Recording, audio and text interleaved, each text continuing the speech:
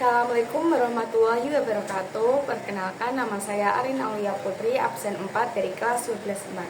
Di sini saya akan bacakan tugas membaca teks hikayat yang diubah menjadi sebuah teks cerpen yang berjudul Jebakan Diri Sendiri. Aku tinggal di negeri Babil, sebuah kerajaan besar yang dipimpin oleh Raja Syahrazin Ziren. Raja adalah sosok yang baik hati dan bijaksana. Namun setelah kepergian ratu, raja sangat kesepian. Aku sebagai menterinya yang selalu berusaha menghibur raja, bahkan aku dianggap seperti saudaranya. Suatu hari raja mengajakku dan beberapa hulu balang untuk berburu di hutan. Saat berburu, aku menemukan seekor anak kijang yang kesepian dan bingung. Raja itu melihat anak kijang tersebut dan iba untuk memeliharanya. Dan aku ditugaskan untuk mencari induk kijang itu. Sudah berhari-hari aku di dalam hutan dan menemukan sebuah pertapaan dan seorang syekh sakti yang sedang bertapa. Aku menyapa dan meminta ilmu kepadanya. Apakah aku boleh meminta ilmumu itu? Lalu ia menjawab, boleh anakku, asal kau tahu ilmuku ini bisa memindahkan nyawa manusia maupun hewan. Tetapi kamu harus menanggung syarat seumur hidup untuk berbuat baik kepada siapapun. Dan tidak boleh berkhianat kepada orang yang pernah berjasa kepadamu. Jika itu terjadi, maka ilmumu akan hilang dengan sendirinya. Aku pun menerima syarat yang telah diberikan dan ilmu itu. Aku tidak menceritakan hal ini kepada raja. Setelah itu aku segera pamit untuk melanjutkan perjalananku. Syekh itu mengizinkanku, tetapi ia berpesan agar aku singgah dulu di sebuah negeri yang letaknya jauh sekali. Negeri itu dipimpin oleh seorang wanita yang cantik dan dermawan. Lalu bergegas aku melanjutkan perjalanan. Akhirnya sampailah aku di negeri itu.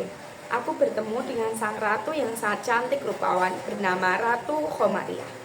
Aku dijamu dengan bermacam-macam hidangan. Setelah itu aku izin untuk melanjutkan perjalanan pulang ke istana dan mohon petunjuk ratu supaya bisa segera sampai di negeri Babil.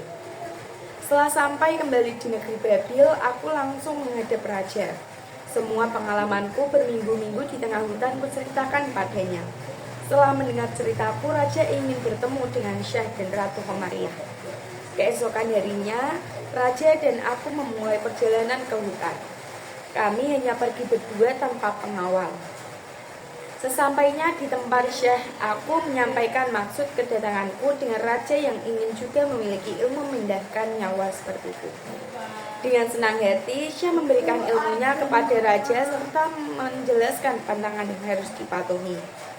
Setelah beberapa hari, kami mohon pamit kepada Syekh dan melanjutkan perjalanan ke istana Ratu Khomariah. Di sana kami diterima dengan baik oleh Ratu. Sang raja berkata padaku ingin menjadikan Ratu Khomariah sebagai istrinya. Kemudian aku menyampaikan maksud raja dan ternyata Ratu Khomariah juga bersedia. Tidak berselang lama, hanya perlu waktu beberapa hari, sang raja dan Ratu Khomariah sudah sah menjadi suami istri. Ratu pun diboyong raja ke negeri Babil. Setelah beberapa hari kemudian, sampailah mereka di negeri Babil yang sudah disambut meriah para menteri, hulu balang dan rakyatnya. Mereka sangat bersukacita. Beberapa bulan kemudian Ratu Khomariah hamil. Ia meminta buah asam kepada raja. Raja sendiri yang pergi mencarikan buah asam itu. Sesampainya di hutan, ia menemukan jasad kera. Raja berpikir, dengan jasad kera itu akan lebih mudah untuk mencari buah asam. Lalu ia memindahkan nyawanya ke jasad kera itu untuk mencari buah asam. Sementara itu, di istana Ratu sangat gelisah karena Raja tak kunjung pulang. Ratu memerintahkanku untuk berangkat ke hutan. Di sana kulihat raga raja. Pikirku, raga siapa yang sedang dipakai raja? Biarlah siapapun itu, aku akan menggunakan raga raja untuk kembali ke istana dan bilang ke ratu kalau aku tak mendapatkan buah asam itu. Sementara itu, raja yang memakai raga kera setelah mendapatkan buah asam itu kembali ke tempat semula dan menemukan ragaku yang tertinggal di sana. Raja geram karena sudah kuhianati. Raja geram karena sudah dihianati olehku, menteri yang sudah dianggap seperti saudaranya sendiri. Aku menterinya yang sekarang sudah menjadi raja, karena menggunakan raganya memerintahkan seluruh rakyat untuk memelihara domba. Setiap hari aku menggelar adu domba dengan taruhan siapa yang menang mendapatkan separuh harta kerajaan berupa emas dan perak.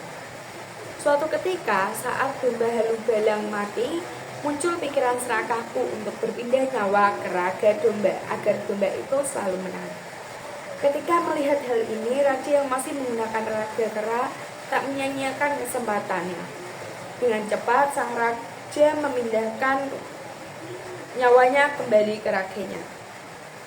Setelah kembali ke raganya, raja menceritakan semua kejadian itu pada istrinya dan seluruh rakyatnya bahwa aku telah berkhianat kepadanya. Sebagai hukuman, aku tidak bisa kembali ke ragaku selamanya. Selesailah sudah cerita itu, Tuanku Putri, kata Bayan kepada istri Hoja Maimun. Istri Hoja Maimun sangat senang mendengar cerita itu. Ia pun berkata, bagus sekali ceritamu, Bayan. Kapan-kapan ceritakan yang lain lagi kepadaku ya. Terdengar suara salam dari depan dan dibukakannya pintu. Dan ia berucap, Kanda. Hoja Maimun dan istrinya saling berpelukan. Dan Bayan menyambut kedatangan tuannya. Selamat datang tuanku Hoja Maimun. Hoja Maimun memandang Bayan sambil tersenyum dan membelai kepala burung itu dan berkata, berkat doamu Bayan, aku banyak mendapatkan keuntungan. Alhamdulillah. Terima kasih. Wassalamualaikum warahmatullahi wabarakatuh.